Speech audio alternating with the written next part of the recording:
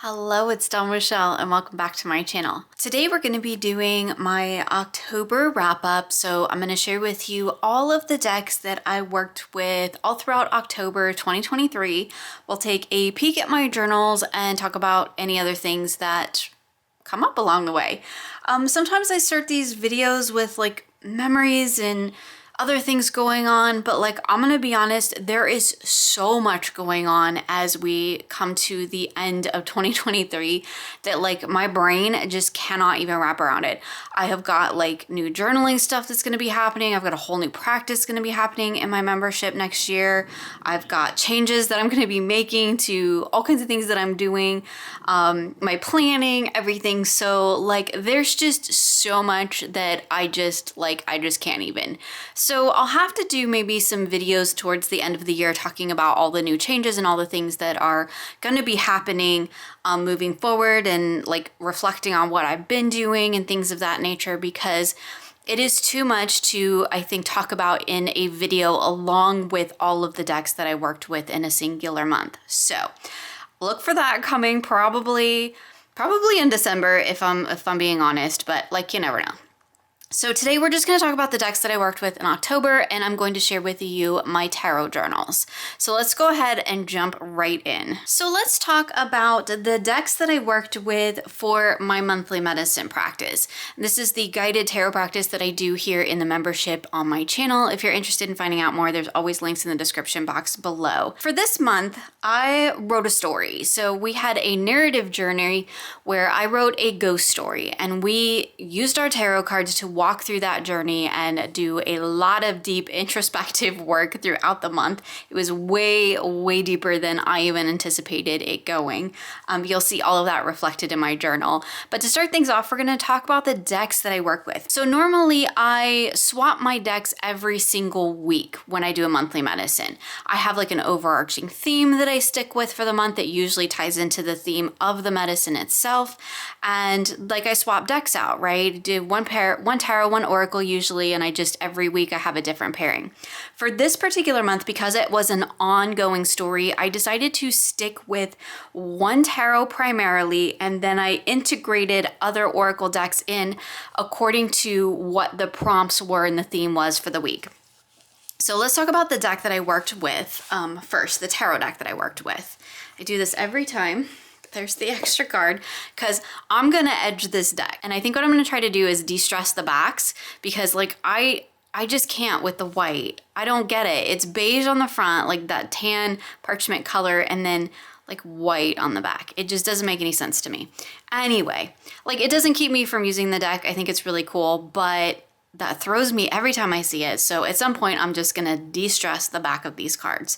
That's the reason I keep the extra one in here, so I can test it before I do. So let's talk about this deck first. So this deck, I've mentioned it in my spooky season basket, and in fact a lot of the decks that we're going to talk about today, and I'll mention a few others as just like honorable mentions that I'm not going to show in this video, but that I showed in either the spooky season basket or the Playing with Pairs spooky season edition. Most of the decks that I worked with this month were featured in some way, shape, or form in one of those spooky season videos, because like October, spooky season, right? This, however, was the main tarot deck that I worked with all throughout the month of October for the monthly medicine. So for every week we had specific spreads and prompts, and it was following along with the ghost story. We were kind of writing our own ghost story, and this was the main tarot deck that I used. I chose this one not only because it's ghosts, but also because I feel like I've never really dove deep into working with this deck, and I figured a whole entire month of working with it around the theme of writing a ghost story as a form of practice was like the perfect slot to put it in. I did end up getting into the Little White Book, which I'll show you here in a moment. I got into that for every single card I pulled, because every single figure in this deck is a ghost or spirit, and their story, along with their names and everything, is in the Little White Book. It is like one of the most comprehensive Little White Books I've ever come across. So this has that whole wonderful layer that you can add in there, which I did in my readings. I'll be honest, I found this deck to be like a really hard hitter. It was kind of like a punch in the gut every time I pulled a card. And that could be because of the context of the work that I was doing with it, working around that idea of ghosts and spirits. Again, we were sort of writing our own ghost story or stepping through the narrative journey of a ghost story in the monthly medicine. And so it went pretty deep, and it went fairly dark for me in a lot of ways, which is not something that I think I really would have thought for this particular deck, given just on the surface level, the aesthetics of it, right? I mean, like, look at this Queen of Pentacles. She doesn't look in like super dark or spooky or creepy or anything, but the way this deck reads and the messages that these little ghosts bring forward, these ghosts and spirits, is quite deep and a lot of times really shadowy, or at least that's the way that I experienced it. And it was just a really interesting lens through which to view these. So really tying in the story, the inherent energy in the deck, in the card itself, and then pulling that into my reading. It was almost like conversing with these individual ghosts and spirits that were on this particular deck. It was really cool. I really enjoyed it, but man, was it a hard hitter. And like, I'm really glad that I paired it with a few of the decks that I did, because it kind of helped take the edge off. And then some of the decks like made it hit even harder. So it was a really, really interesting month. I'll kind of flip through all of the decks that I used in the monthly medicine, and then maybe I'll try to just show you layouts with them just so you can see how they all work together. Before we do that though, like, let me just show you this little white book really quickly in case you're unfamiliar with it.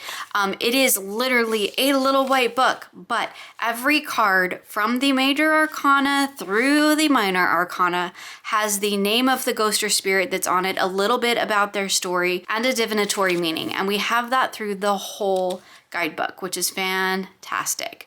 I did see there's this Realm of the Spirits 5-card spread. I wanted to try this, but I didn't get around to it, so that's definitely something I'm going to do at some point.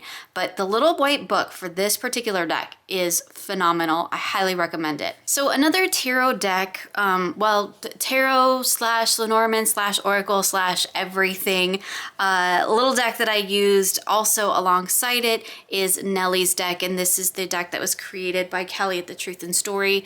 I did a whole video talking about this deck, walking through it. I found this deck to be just really fantastic for adding in these little sort of key ideas into my readings. It was just a really interesting way to work with this deck. Sometimes I would lean into the Tarot Association, sometimes I would lean into the Oracle, Lenormand if it popped up, right? It just kind of like whatever felt right in the moment, whatever felt right in the reading. And I kind of love that about this deck. It makes it really versatile because I can use it in so many different ways. If I want to pull in the Playing Card Association, it's there. If I want to pull in the Tarot, it's there. If I want to pull in Lenormand, it's there.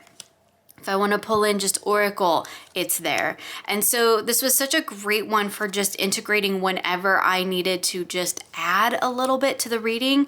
I did use it a couple of times in like actual spread positions as well, like the spread positions that are included in the monthly medicine.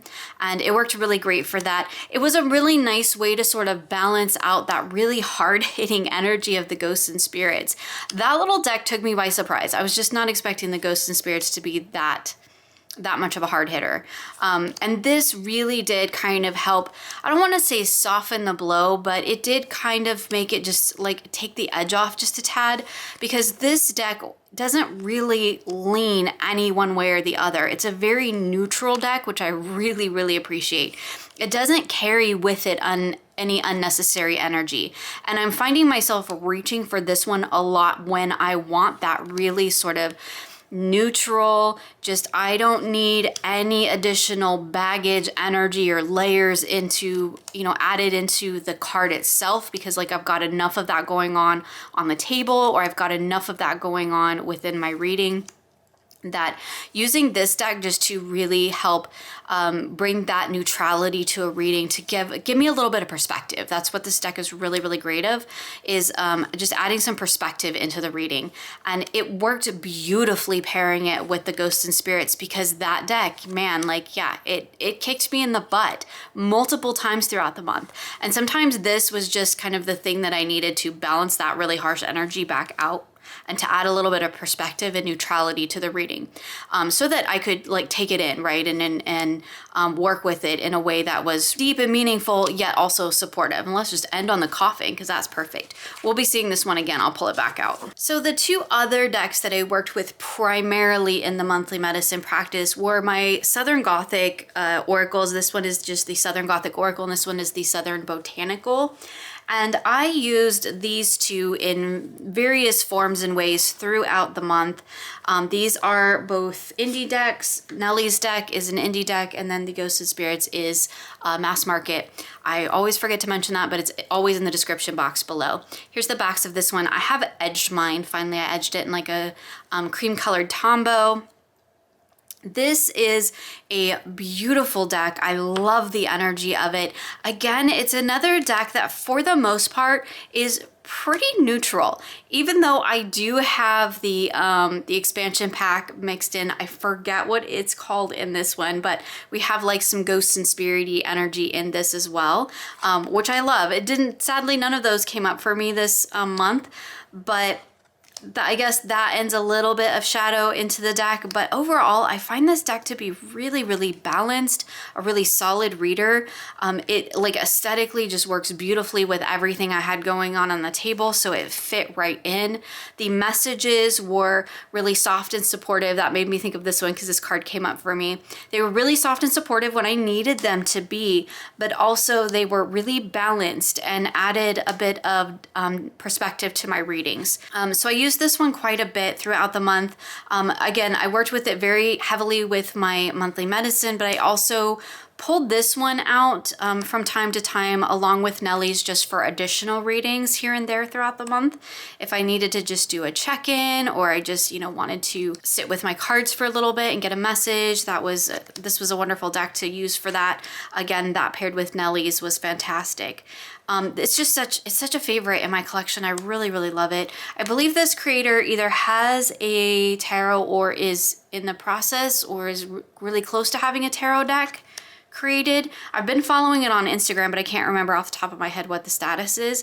And I think it's all around, it's a music-based tarot. I really enjoyed working with this one this month. I did get into the little guidebook for the messages, which are really great. They're just single-page messages, really spot on, really to the point, and I got pretty much just exactly what I need. And I love this one with the 2 keywords, because it just, something about, you know, that particular setup just makes me want to pull cards to, you know, kind of tap into those unique energies while still leaving this as the focal point. It's so much fun. I really enjoy that. So the other deck by that creator that I worked with this month really heavily was the Southern Botanical Oracle.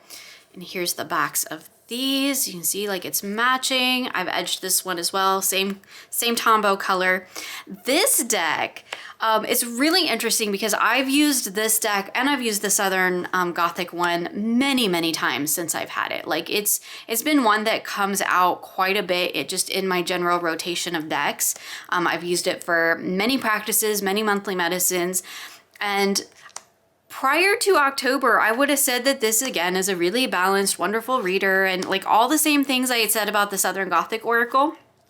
It's totally true about this deck too, but it was really interesting that this particular month I got primarily the expansion pack cards, which in this deck are the poison cards. And so it was really interesting that the majority of the cards that came up for me in the Ghost Story monthly medicine were primarily the poison cards, and I got one of them multiple times. So that's always interesting because it really shows me how like versatile these decks really are. It's almost like it felt like it keyed into the energy of the practice, and that's what it was pulling out. And so it was very, very strong in this particular deck, but I did notice it a little bit with the Southern Oracle too. Again, this one has the same sort of setup. We have beautiful plant. We have the sort of plant name, the species name, I don't know proper terms, and then the 2 keywords, which again, I love. These, and I work with these 2 decks, this one, the Southern Oracle, Southern Gothic Oracle, together quite a bit. I really like mixing their energies together. They work so seamlessly, and they do really bring something beautiful to the reading. This is the card that I got multiple times, the Hairy Vetch, with reciprocity and trade-off. So it was really interesting. I love this Magnolia card. The artwork is stunning in these decks. It's the thing that originally drew me to the decks in the first place, and then once I started working with them, I realized that the keywords are so spot on. I love the little write-ups in the guidebooks. There's so much for me here to work with, and it really does evoke a feeling. Like every card evokes a feeling, and that's really important to me when I'm working with my tarot, because I'm, you know, reading for myself. So it's really important that I create a personal connection to the decks. And in fact, I was thinking about that recently. The decks that I'm like kind of meh about, or like ho-hum or whatever, like they don't tend to stay in my collection very long, because I need to feel something when I work with them. And I definitely do when I work with these Southern Gothic decks. Okay, so real quick, I'm just gonna mention this little Divine Muses. I do believe this is out of print, so I apologize for that. Here's the backs.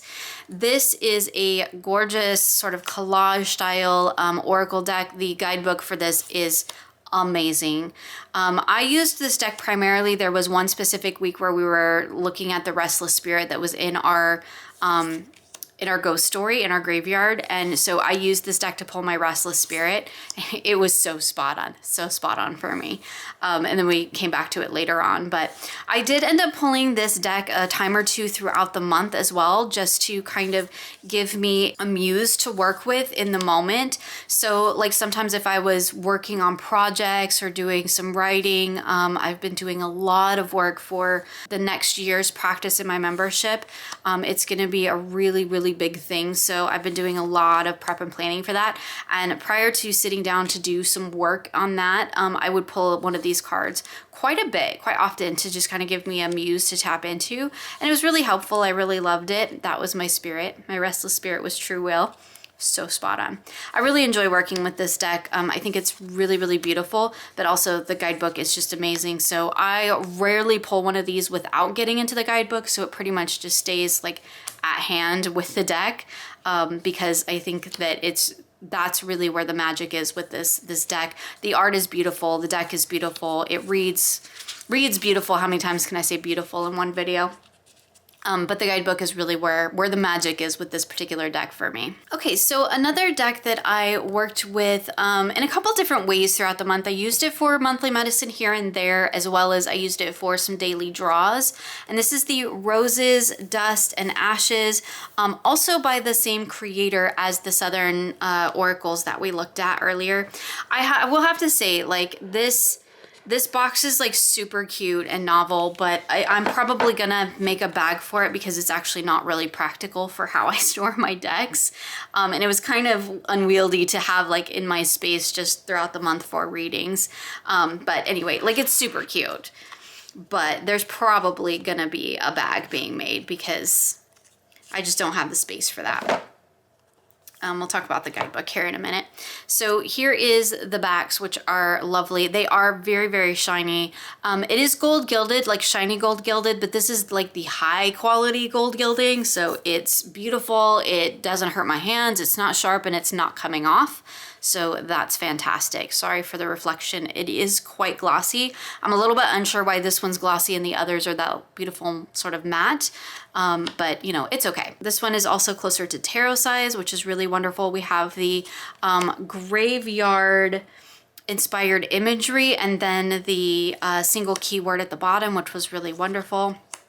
I enjoyed working with this deck quite a bit.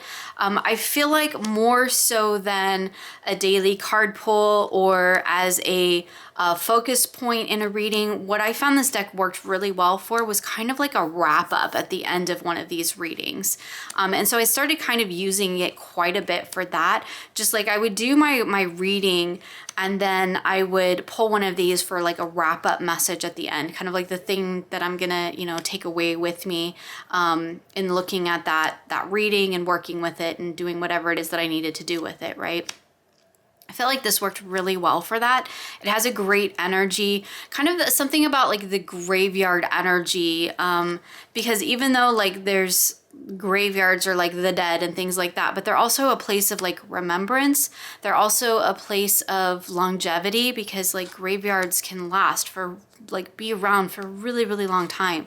And so it reminds me that like sometimes these messages need to sit with us. We need to carry them through for a long time before like we're gonna see what we need to see out of them. So it kind of in a way reminded me to be patient with myself, to be patient with my readings, and to not always expect like that sort of just fast, here's your answer, go on with your day, right? That's not always how my readings work. Well, I'll be honest, like that's rarely how my readings work. It's usually stuff that's just going on and on and on, but like sometimes I get frustrated with that and I'm like, just give me the message. I just want to move on with my day. And this deck kind of just reminded me to be a little bit more patient, to take my time, to let things kind of sit where they need to. And it worked really well for that. Again, I did use it for some daily draws and that was totally fine, but I feel like where it really shined for me was that sort of wrap up message to a reading. It just worked really beautifully in that space. The little guidebook is quite lovely too. We have little color images. I love the color palette of this particular deck. We have a little bit about usually like what we're seeing on the card and then sort of a divinatory message of like what it indicates. And we have that throughout the whole deck. And then in the back here, oh, I think there was a spread too. Oh yeah, there's a couple spreads in the back. And then there's the glossary of cemetery symbols, which this deck is based on, which I thought was really cool. Like you can tell that the creator like did their homework for this deck. And like we have these beautiful images in the back. It's gorgeous. Yeah, I really enjoyed this. I did get into the guidebook quite a bit whenever I pulled cards just to see what the creator had written. And I really did enjoy the messages there. All right, we're gonna see if I can make this work because I wanna show you how all these beautiful decks kind of went together. I'm not gonna include the Divine Muses because that wasn't really a part of my everyday readings for my monthly medicine work. Need to pull out Nellie's here. Even though Nellie's I kind of like integrated over things, so like that. And it was like, I've talked about like my layered readings and things like that before on my channel. And I've definitely talked about it a lot with my members. So I'll just show you here is quick little kind of pseudo pairing thing. I'm sorry. Normally I have my oracle in the center and my tarot on either side, right? But this particular month I used all of these decks interchangeably. So I wanted to show you this way because I think they work really well together. So I used the Southern Gothic and the Southern Botanicals. I used these decks together quite a bit to really create these beautiful, rich readings. I was following along in the prompts, but occasionally I would also just use these all for, you know, my own readings and doing my own things. That sounds really weird when I'm the one that writes the monthly medicine, but you know, separate readings, other readings. I feel like the way that these decks all work together is kind of like I mentioned as I was talking about them individually. Like the Ghosts and Spirits is really like, man, what's the thing? That's the thing that is like coming through the shadow that I need to be focused on, that I need to be working on. The Southern Gothic was kind of like, this is what you need to know about it. The Botanicals was kind of like, here's sort of the healing energy of how maybe you might want to integrate that. And I feel like Nellie's did a really good job of kind of just like giving me a little bit of perspective and context, almost like a root energy. So like, how am I going to take all of this and I'm going to root that into like reality, right? Something that I can actually do with it.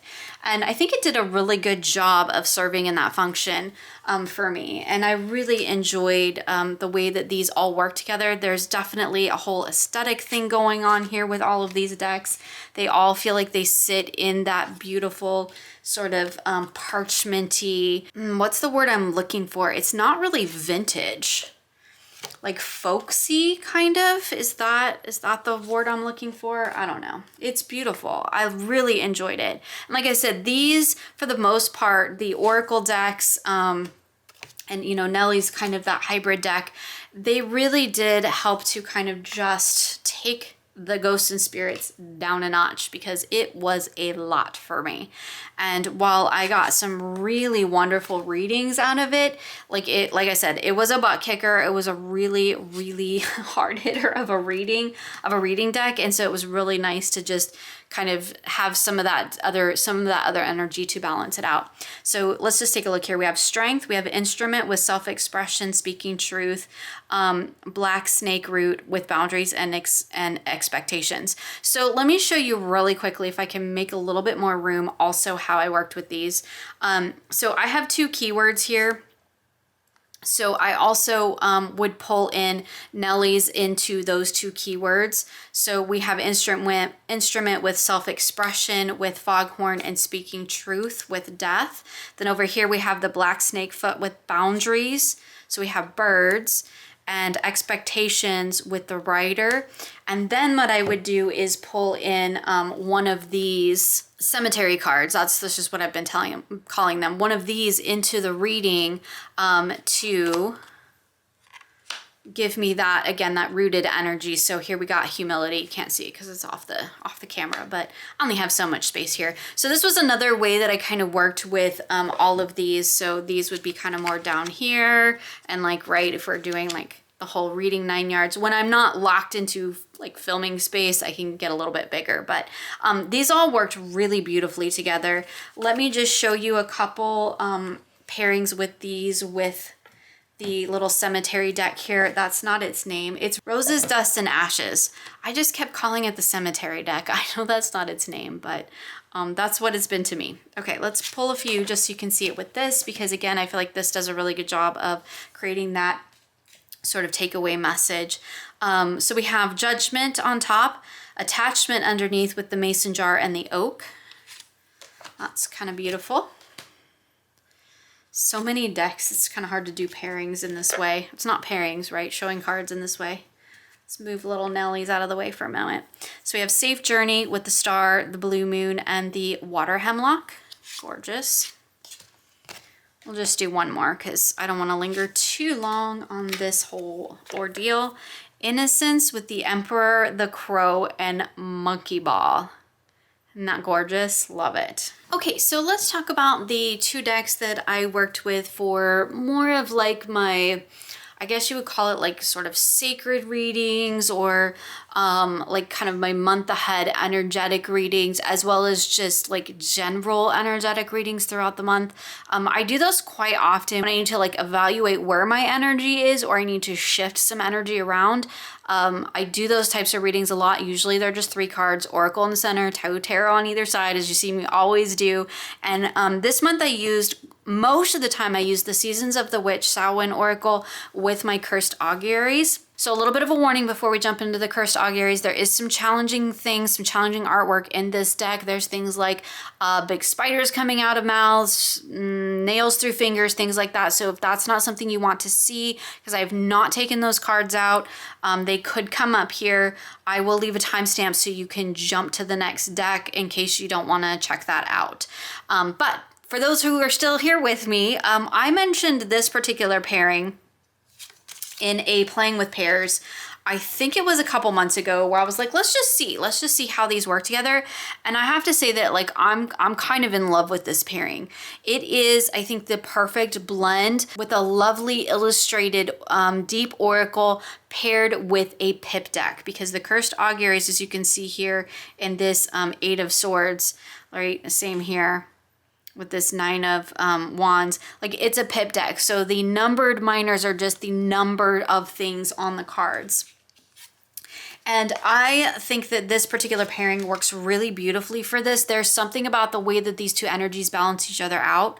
So here we have the Graveyard with the Hanged Man and the 9 of Swords. Like, that's just beautiful. I love that energy.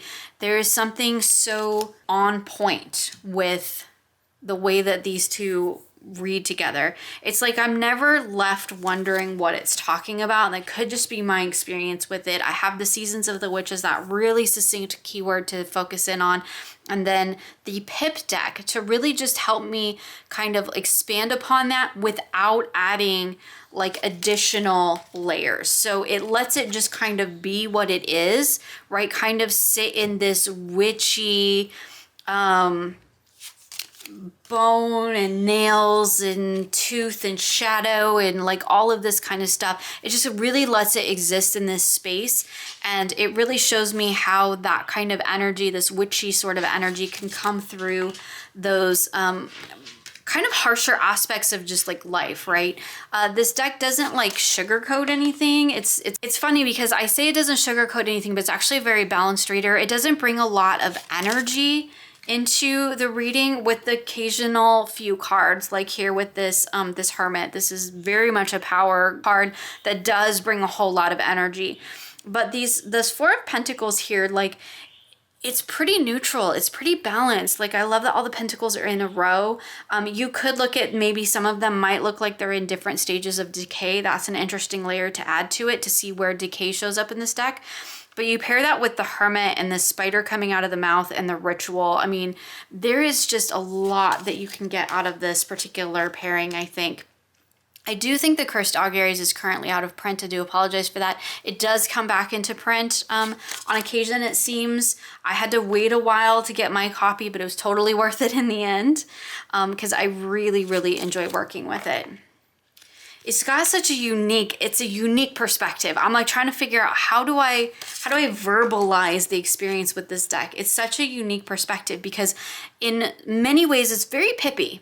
This is just a perfect example. This is just straight up pip cards that really let me focus on this oracle message of the veil and then look at how the tarot can support that message without adding anything to it, right? But then occasionally you get those, like, primarily in the major arcana, you get those like big hitting cards that are like, wow, some powerhouse of an energy. And I really like that about a pip deck because the major arcana is supposed to be those really big, like overarching macrocosm energies, right? And that becomes very apparent in a pip deck where the pips feel very mundane. They feel very much into the the minor mysteries, the little mysteries as we call them.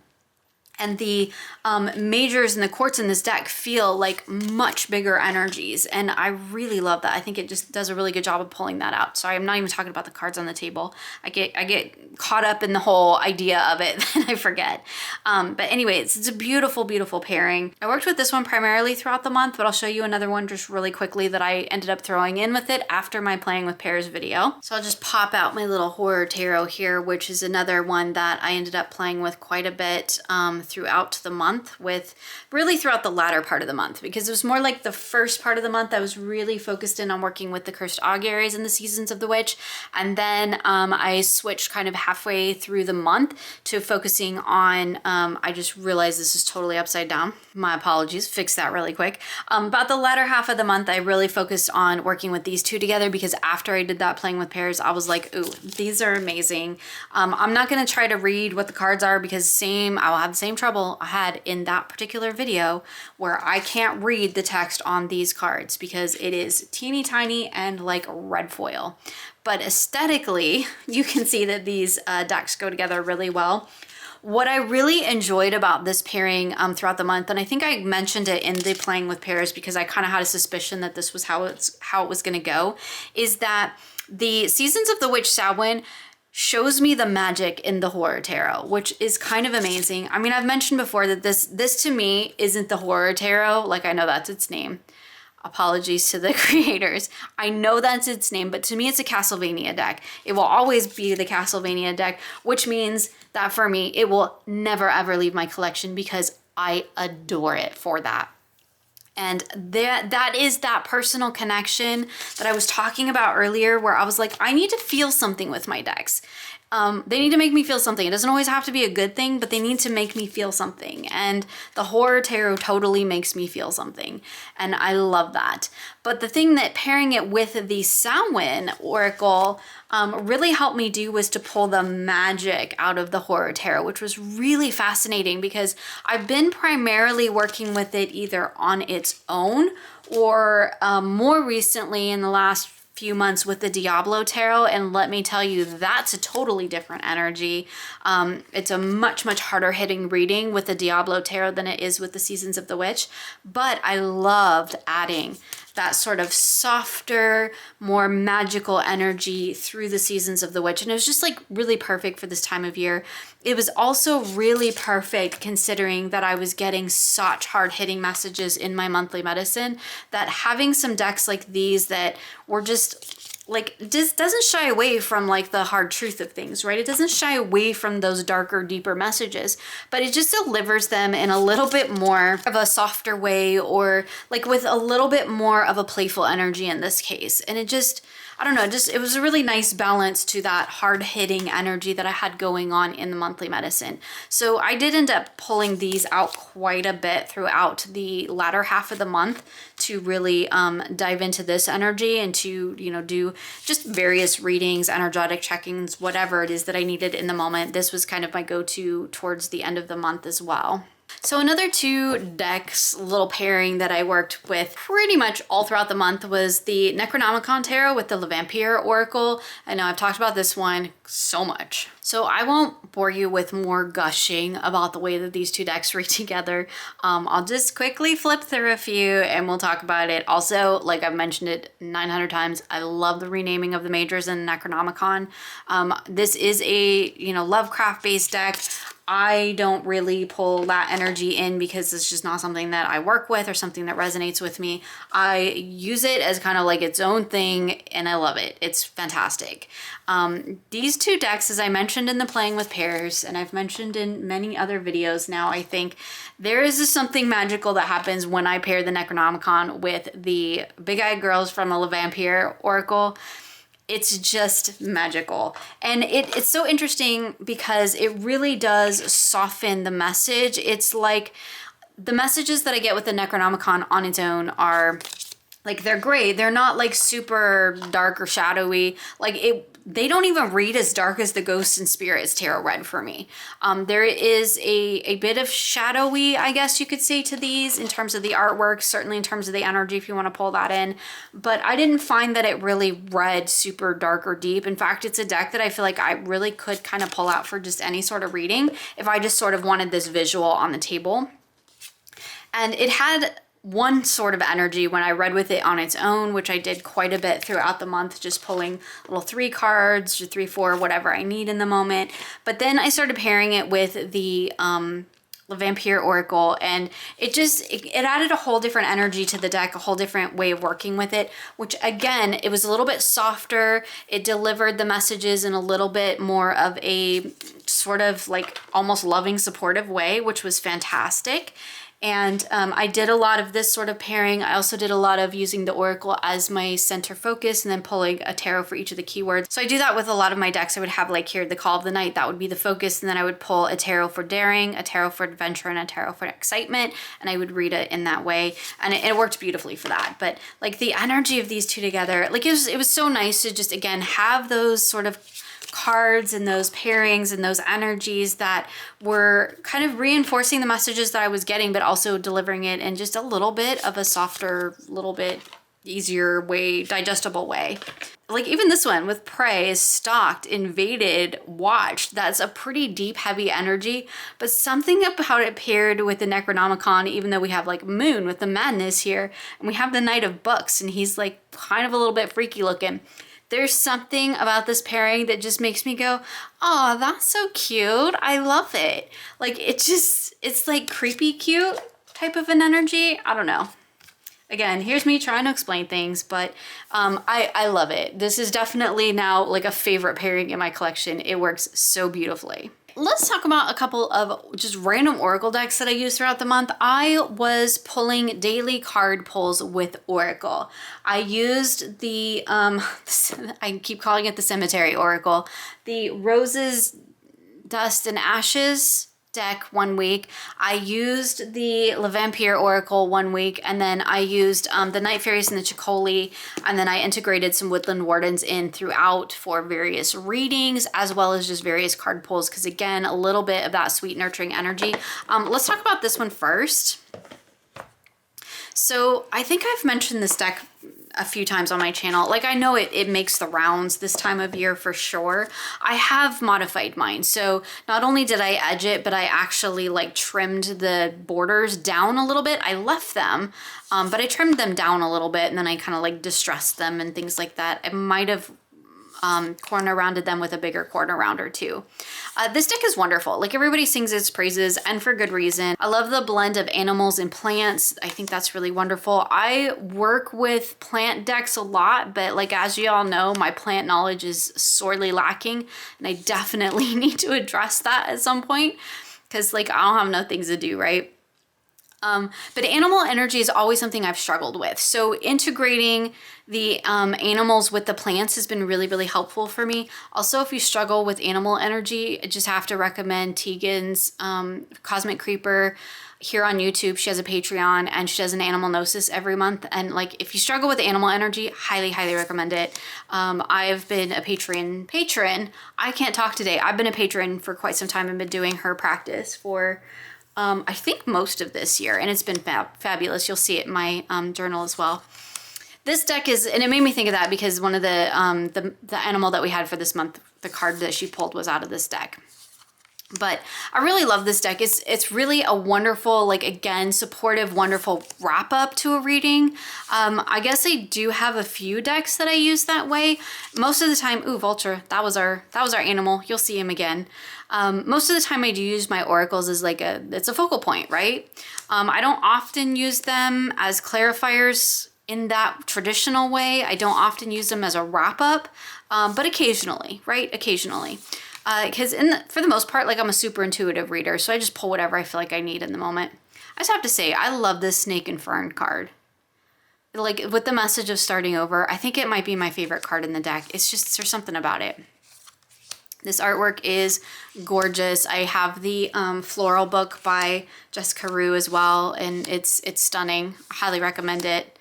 Again, I bought it to, you know, work through my botanical studies at some point. That is on my list. But anyway, yeah, this one's beautiful, and it works so beautifully this time of year for sure. Like, the aesthetics of it just scream fall to me, darker half of the year. But honestly, it's one that I think I've used year round. Okay, so let's talk about a deck that actually is turned out to be a bit of a miss for me. And this is the Night Fairies. I talked about this deck. I think I ranted a little bit about it, to be honest, in the playing with pairs video that I did, because I have some issue with some of these cards. Look, they're still separated out. So these cards with the like sepia tone kind of energy, like, I love, but this should be a deck in itself, in my opinion. There's only 6 of them, so it's like not enough to pull out to be a deck. And like I mentioned it in the video, there's only 32 cards. Mass market or not, that's just too skimpy for me. I think that there's a few cards in this deck that are a miss, like a complete miss for me, and that feel really outside the scope of the deck. So if I take those out and I take these out, then I'm left with like just a little over 25 cards, and that is not enough for an oracle for me. I don't feel like I get enough variety when I'm working with it. But I think the artwork is beautiful. This one is the Night Fairies. I'm doing a really poor job of showing it, but it's because I really became disenchanted with this deck the more and more I worked with it. There's a few cards that I really, really love, but for the most part, because I had pulled out some of the cards that I didn't like, I put this one back in, but I pulled that one out. There were a few others I pulled out. And so I was only working with like 20-ish cards at the end of the day, and it just wasn't enough. And like, I'm fine for like smaller oracles if all the cards pretty much work for me. But when I start pulling cards out, because like at the end of the day, this is my oracle deck now, right? It's like, I get it. It's the creator made it. The publisher produced it, but it is now, this copy is now mine. It's in my hands and it needs to be able to work for me. And if I'm pulling out half the deck because it doesn't work for me, then that doesn't do me any good. There were some of them that I pulled out because the artwork didn't work, and there were some of them that I pulled out because the keywords didn't, the key phrase on it just didn't do anything for me. And so at the end of the day, like what I was left with was really, really skimpy. So I don't know if this one's gonna stay in my collection. I did have a few people suggest, because this creator, Paulo Barbieri, which I think this deck is just I think it's just curated artwork, because like he's a really famous artist. Like there's a few other decks, there's like a dragon one and a unicorn one, I think, and there were, you know, a few suggestions of like buying them and mixing them together. But like honestly, that's a lot of money to put into something that I have to kind of create myself. It's one thing if I choose to do that, it's another when I feel like I have to buy another deck because this one is too skimpy. Like that's a thing, and it's a little bit of a turn off for me. So as beautiful as this art is, this deck ended up at the end of the month being a complete miss for me, and is probably gonna end up in my purgatory box because there were just too many things about it that didn't end up working. Again, if there had been more cards, I don't think it would have been an issue, because I would have felt more like there was enough there for me to work with. But when I start pulling cards out of a really small deck, that leaves me very little to work with. And I feel a little bit like, I'll be honest, I feel a little cheated at that point. So I'm like, yeah, I don't think it's gonna be staying, but it was an interesting experience. I think the artwork is beautiful, but at the end of the day, there were too many misses for me. So that was where I sat with the Night Fairies. Okay, so let's wrap up the deck section of this video with a deck that actually kind of surprised me. So this is the Ciccoli Oracle. I love the Nicoletta Ciccoli Tarot. It's one of my favorite decks for what I guess some people might call shadow work or inner child work or combination thereof. I have multiple versions of it and I work with it in many different ways. I think it's Linnea Weatherstone who wrote these, yes.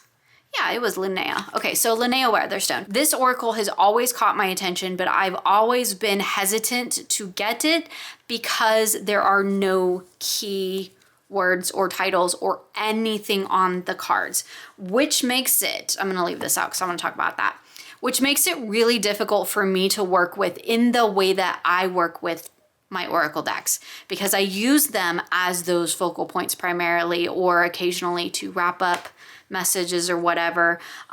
This worked really well for a daily card pull because the intention was to get into the guidebook, so it worked really great for that. I really love Nicoletta Ciccoli's artwork, so like that was never a problem for me. I really enjoyed it. I have since bought stamps and ink so that I can stamp the keywords on these cards because I feel like that will make it just a much more usable deck for me overall. But I really, really enjoyed working with it. And here's the thing that surprised me. I'll just flip through a couple more cards just so you can see. I do feel like some of these, like I feel like this is in the tarot, or there's a image in the tarot that is really, really close to this one. So I feel like maybe some of the images are the same as in the tarot, or like super close to it. But like this, well, this one's in my deck because I put it in there. But I don't know. I really love this artwork. I know this artwork is really like polarizing. People really love or hate it, but I really love it. I think there's something really unique and powerful in this particular imagery. So for a daily card pull, it worked just fine because I was able to get into the guidebook. But here's the thing that surprised me about this deck. It's really sweet. Like every card I pulled, so it's got lovely write-ups by Linnea Weatherstone. We have a little bit about the artwork, and then she's got the keyword is in here. So I don't know why they're not on the cards. I don't know if that was in the guidebook and I just missed it, but I don't know why there's nothing on the cards. Like, I get it, it's beautiful art cards, but I need a keyword. So there's great keywords in this guidebook. So I'm just gonna stamp the keywords on here. I will probably still use the guidebook because the write-ups in here are really great. And I love that there's a dark and a light for every single card. So I feel like I can pull this as a like if once I have keywords on it, because I need my keywords, I feel like I can pull this as a focal point, and then I can pull tarot for the light and the dark message, like to expand upon those. And I'm really excited to try that because I really do like the messages that are in here. But I found it, I don't know if it was just the cards I pulled for the time I was working on it, I found it to be like really loving and supportive. Again, only 32 cards. I don't know what it is with Los Scarabeo and their really skimpy oracle decks. This guidebook has the multiple languages in it, which like, that's fine. I don't have a problem with that at all, but like I need more cards. And I guess it wasn't as big of a deal with this one because like I really love the artwork and I love all the cards. So like there was nothing in this deck that I was gonna take out, so it was fine. But I found this one to be really loving and really supportive and like a completely different energy than I get with the tarot deck. And that really surprised me because I was expecting it to be like the tarot, but it wasn't. Here's the backs. And again, it was just really perfect for what I needed for what I was working on this month. So it was a great one to pull in to really get me that loving, supportive message to kind of like hold my hand and help me through that really deep work that I was doing throughout the month. So it was fantastic. We're just gonna take like the quickest little flip through my journals because like honestly, most of it is actually just writing this month. As I mentioned, we did a ghost story. So a narrative practice for this particular monthly medicine in my membership, and here's like my table of contents, which was kind of funny because like I thought maybe at some point I might, you know, move decks around, choose something different, but I really didn't. So it was just me kind of rewriting the same decks over and over again, but that's fine because then I could see like, nope, I really did primarily stick with the same decks. I did write in because I wrote an entire ghost story to go with the practice. So I did actually write all that in here as well. My plant is in the way. Everything's in the way at this 5 minutes. So I have the whole entire story written in here as well, which is fun. So that's the whole part of this is like the prologue, the whole beginning story bringing us into the ghost story practice. And then we had week 1 was the graveyard. So this is where we were like entering into this magical, mystical place. Here was my readings that I did. So we have our Monday reading, our bigger Wednesday medicine reading, and then our wrap up and reflections on Friday. Week 2 was where we met the restless spirit. That's where my true will came through, which is kind of funny. Again, medicine reading and a wrap up. Then we moved on to the tombstone. And because this was a story and not everybody might be done with their practice, I'm not gonna go into too much detail about what this stuff was because I don't wanna spoil the story for anybody. So if you're doing the practice and you haven't finished your ghost story yet, do not look at my pages. Like don't read my reflections or don't read the stuff in between because that might be some spoilers for you, because I specifically encouraged my members not to read ahead this month and to do the story as it progressed because there was a little bit of a thing at the end. So anyway, then we had our morning flowers for our fourth week, and then we wrapped up with the return. So you can see that it's primarily like story and then my readings and my reflections. So there's not a lot of decorative design stuff going on in my monthly medicine this month because it was really focused on the story and the narrative journey, which I actually really, really enjoyed. So real quick then to wrap up, we'll just take a look at my sacred readings journal, which was very, very sparse this month, as in it only has a few things in it. And I did a sort of special layout thing for it. I did a whole video with my members setting this up, so showing them how I created this like layered cutout effect in my journal. I knew that it was going to be a really busy month, so I kept it down to just 4 things, and you'll see that only 3 of them are filled out in here. This was my sort of energetic month ahead. Again, I used the Samhain, the Cursed Auguries. I did pull Nelly's in, and then I pulled the Apple card from my Oracle deck because it fit. And I have this like spider web thing going on. So this was my energetic month ahead. Then this was my channeled reading, which ended up being just a single card draw, which was perfect. Like I talked about that a lot with my members about how that came about for me. Then we have the vulture reading where I'd made this tree little cutout thing. I wasn't sure what was gonna actually be on these pages when I made them, so it was really interesting to see where it came out. I did mention in the video that I was like, I think this would be perfect space to explore vulture, so I did that in here. We have that card from the Woodland Wardens, and then I pulled 2 cards to just look at how can I embrace the energy of vulture. That was kind of just like my key question, and I pulled death and withdraw, so like 4 swords, and like that was just perfect. There's a little quote here from Tegan's Animal Gnosis, because like she writes most amazing things. And I didn't do any real deep reflection in my journal because, like, man, with those 2 cards, I just really did not feel like I needed to. I knew exactly what they were telling me. It's the same message I've been getting, or one of the same messages that I've been getting like all month long. So like it was so spot on. And then I have this page, which is still blank because I'm going to be doing my Samhain reading here is my intention. And obviously because you're going to be seeing this on the 31st, I don't have this in here yet. So I've got the space saved. You can see the tree on the other side. So yeah, it was really fun to make this layered page thing. I've wanted to do this for a really long time.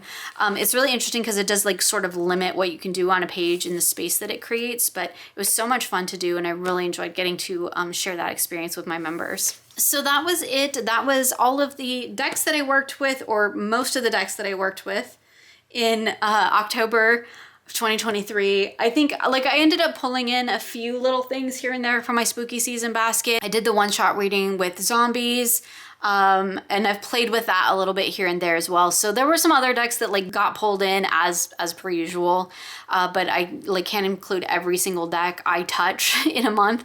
Also didn't share like my bedtime deck. Totally forgot to grab that one because they live in my room, and that's the Sun and Moon Tarot in a Tin and the little Kali Pocket Oracle. Forgot to grab those. Maybe I'll try to talk about those in another month because I've been using them for a couple months now, actually, for a while. So that was my October.